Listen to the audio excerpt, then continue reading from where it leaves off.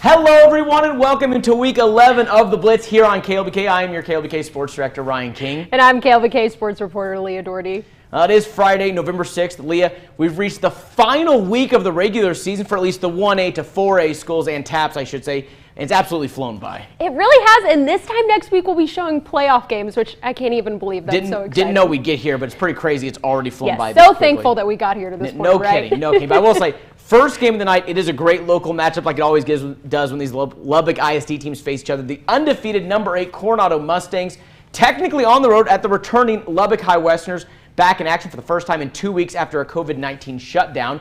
Shane Stephen gets aggressive right away, starts with an onside kick. Lubbock High recovers. Couple plays later, Brandon Smith, he's going to keep it and scores it for the Westerner. That's 7-0. Flips the ball a little bit. He's feeling himself, and he should be.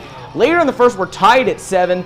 Coronado with an onside kick of its own after Lubbock High started the game with an onside kick. Mustangs recover easily. On that ensuing possession, Sawyer Robertson finds Trevor Stevens for the TD. That makes it 14-7 through the air for Coronado. Same score next possession. Robertson to J.Kel McCutcheon. It's going to be a long play. It gets the first down. Coronado's clicking like they always are.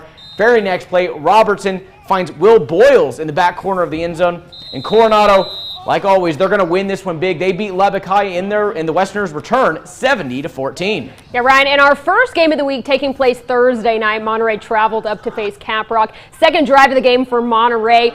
Trey White gets the handoff, then he makes some moves along the sideline to get the first down. Then let's go ahead and fast forward a couple plays later. Tyron Bradley drops back for a pass to Corey Mooring for another first down on the same drive. Plainsmen making their way down the field, looking to start fast. They're now near the end zone. Monterey caps off the drive, going back to Trent White, and they'll get on the board 7-0. Let's jump ahead to the second quarter. Keyshawn Harris gets in the game at quarterback after Bradley went down with an ankle injury. He's going to scramble, find Zion Martin, and they'll get the first down. That sets the Plainsmen up for a touchdown pass in the red zone. They'll find Martin again. He'll easily jog this one into the end zone, and it's 14-0. Monterey gets back in the win column, beating Caprock 35-20. I think it puts us right where we want to be. I told our kids this morning, I said, we've been through the gauntlet. We've overcome COVID issues.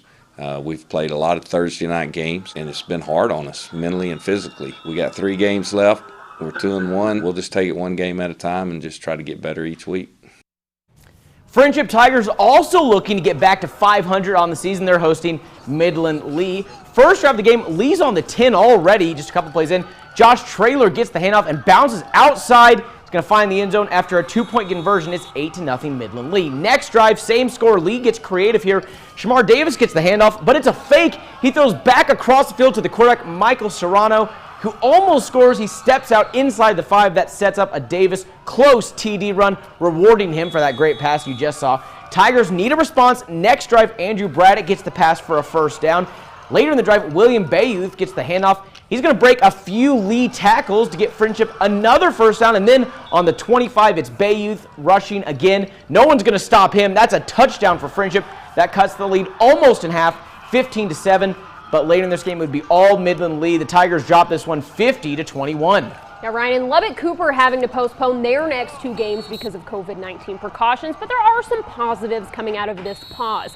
Cooper sits at 5-1, coming off a dominant win over Plainview. Now, the original schedule was set up for 9 games in a row with a 2-week break before playoffs, but now the Pirates get to heal up and really rest before a few key district games, including a date with the Wichita Falls Raider Riders the day after Thanksgiving, and now the focus is on finishing the season strong and riding the rest and momentum deep into the postseason.